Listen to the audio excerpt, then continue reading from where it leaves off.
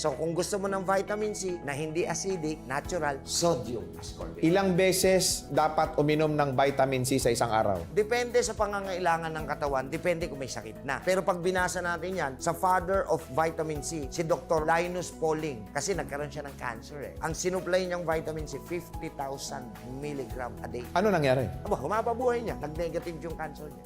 50,000? Noong panahon niya yon. Kaya siya nakadiskubre ng sodium ascorbate. Siya nga ang father of vitamin C. Sa ngayon, kung wala naman ho kayong sakit, I would suggest 2 to 3 500 mg of sodium ascorbate per day. Hindi po na-overdose actually ang katawan natin sa vitamin C. Bakit? Kasi yan lang po yung hindi kayang i-reproduce ng sarili nating katawan na vitamin C. Again, kung sosobra yan, ilalabas ng katawan mo. Yeah. Ito naman, Doc, yung lagnat. Actually, hindi lang lagnat. Ang ubo, sipon at lagnat ay hindi po sakit at hindi dapat ginagamot. Hindi sakit ang ubo, sipon at lagnat? Opo, yan po ay response ng immune system to protect us to have further infection. Example, sipon. Pagka po, kasi bukas po yung ilong natin, bukas yung bibig natin, yan po yung entry point. Pagka ho may nalanghap tayo o kaya may nalunok tayo na foreign substance na hindi natural sa katawan, gagawa po yung katawan natin, yung immune system natin ng mucus. Siya yung immune system ha. Tatawag siya, may pumasok tayong foreign. Pagpadala ng isang platon na mucus, balutin yan. So babalutin, sipon na ho yun. Sa pag isininga natin o nailuwat natin, nailabas po yung foreign substance.